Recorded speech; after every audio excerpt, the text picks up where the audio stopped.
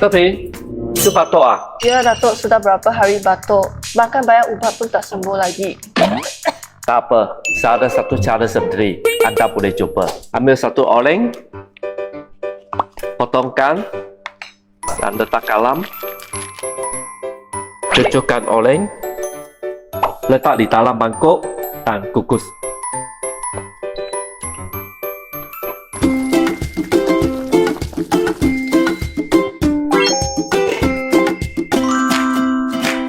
Pepeng, yuk boleh cobakan.